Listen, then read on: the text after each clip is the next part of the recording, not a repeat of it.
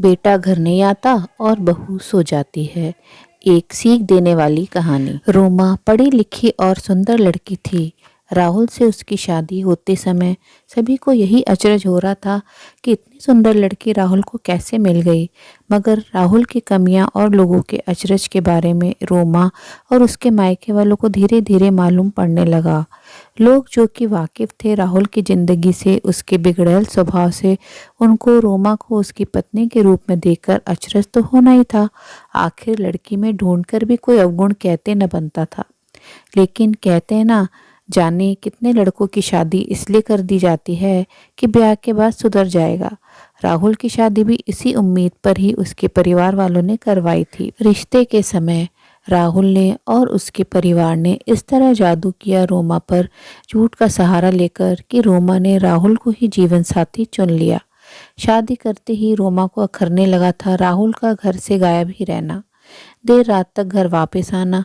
ऐसे में नौकरी के बहाने बताकर रोमा की सास रोमा का मुंह तो बंद करवा लेती, मगर सास का इस तरह राहुल को सपोर्ट करना और भी ज़्यादा आज़ादी दे रहा था राहुल के आवारा स्वभाव को।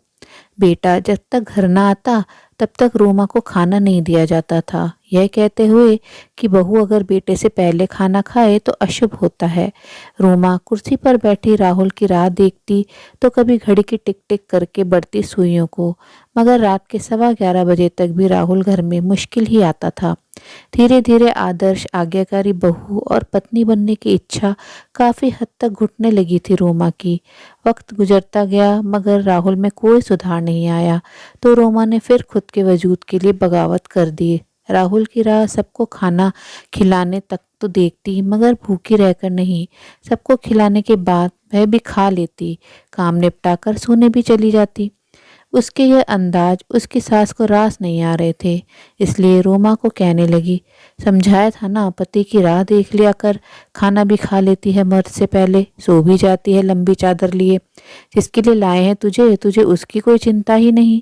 रोमा ने कहा, मम्मी जी अपने बेटे को भी कुछ समझा दिया कीजिए, सिर्फ मुझे ही भला बुरा कहना और समझा देना ही इस परेशानी का समाधान नहीं है। जिसको फर्क पड़ता है यह सोचकर कि मेरी पत्नी मेरी राह देख रही होगी, भूखी प्यासी रहकर वह पति जल्दी घर आने की जरूरत भी समझता है। लेकिन जब आपके बेटे को कोई फर्क या मतलब ही नहीं मेरी परेशानियों से, तो ये सिर्फ तकलीफ झेलना हुआ ना। आखिर किस हद तक उनकी राह देखी जाए जिनका कोई निश्चित समय ही ना हो घर लौटने का। रोमा की सास जानती थी कि गलती बेटे की भी है, मगर बहू पर सास का रौब तो दिखाना ही था उनको। जब रोमा ने अपनी बात समझाई तो पलटवार कर देने का कोई ठोस कारण न था उनके पास, इसलिए उनको सुनकर अनसुना कर लेना ही ठीक लगा रोमा की बगावत को।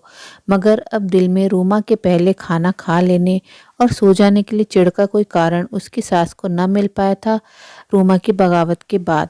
कहानी में आगे क्या हुआ, क्या रोमा की सास और पति को अपनी गलती समझ आ गई? जानने के लिए जरूर सुनिए अगला और अंतिम भाग। जल्द मिलते हैं अगले भाग में, तब तक के लिए आप लोग इंतजार कीजिए।